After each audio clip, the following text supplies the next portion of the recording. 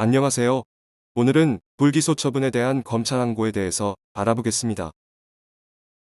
형사사건 피해자가 가해자를 고소했습니다. 그러나 검사가 가해자의 범죄 혐의에 대해서 혐의가 없다는 이유로 불기소 처분을 했다면 피해자 입장에서는 굉장히 난감하고 억울한 상황일 겁니다.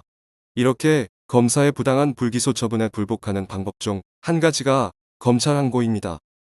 검찰 항고란 검사의 불기소 처분에 불복하여 검찰 조직 내부의 상급기관에 그 시정을 구하는 제도입니다. 즉, 사건을 수사한 검사가 불기소 처분을 한다면 검찰 항고를 통하여 수사검사보다 상급기관인 고등검찰청에서 불기소 처분이 부당한 것인지에 대한 판단을 요청할 수 있습니다.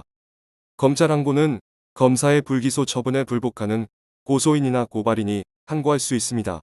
이때 항고는 관할 고등검찰청 검사장에게 항고하는 것인데, 항고장은 불기소 처분한 검사가 소속되어 있는 지방검찰청 또는 지청에 제출하면 되고, 위지방검찰청 또는 지청을 경유하여 고등검찰청으로 넘어가게 되는 프로세스입니다.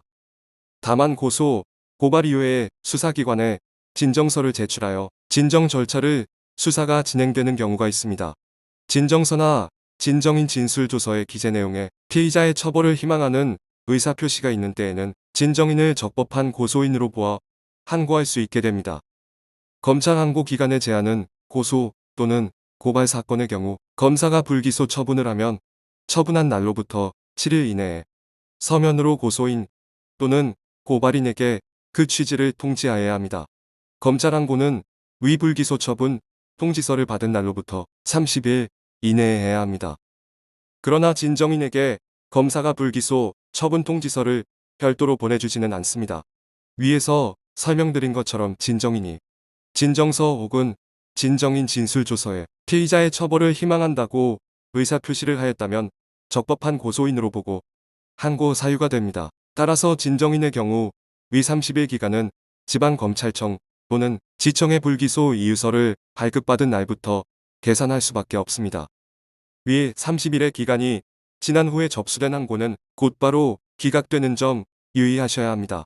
다만 중요한 증거가 새로 발견된 경우 고소인이나 고발인이 그 사유에 대해서 소명하면 기간 경과 후에도 항고할 수 있습니다.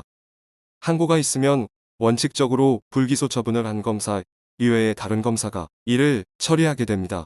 불기소 처분청의 항고 사건의 담당 검사는 항고가 명백히 이유 있다고 판단되어 즉시 기소가 가능하면 기소할 텐데, 그런 경우는 거의 없다고 알아주시면 됩니다. 그렇다면 결국 고등검찰청에서 항고에 대한 판단을 받게 될 텐데, 항고가 이유 있는 것으로 인정되면 사안에 따라서 재기수사명령, 공소제기명령, 주문 변경명령을 하거나 직접 수사하여 처리하게 됩니다. 항고가 이유 없거나 항고기간을 도구하여 접수되면 항고 기각의 결정을 하고, 항고권자가 아닌 사람이 항고하거나 항고 취하한 때 등에는 각하의 결정을 합니다. 항고인은 항고 기각 결정에 불복할 경우 그 결정의 통지를 받은 날부터 30일 이내에 고등검찰청을 거쳐서 검찰총장에게 재항고를 할 수 있고, 검찰이 아닌 고등법원에 재정신청으로 불복하는 방법도 존재합니다. 형사상 심각한 피해를 입었음에도 검사가 가해자에 대해 불기소 처분을 한 경우 항고, 재항고, 재정신청 등 절차를 통해 불복할 수 있습니다. 그러나 2018년 약 3만 개의 항고가 접수되었는데, 그중 재기수사명령 등을 받은 건수는 약 3,000개로 항고 건수 대비 약 10% 미만에 불과합니다. 따라서 부당하게 불기소 처분을 받은 경우 변호사의 조력을 받아 항고 등 불복 절차를 진행하는 것이 억울한 사정을 해소하는 데 도움이 될 것입니다. 감사합니다.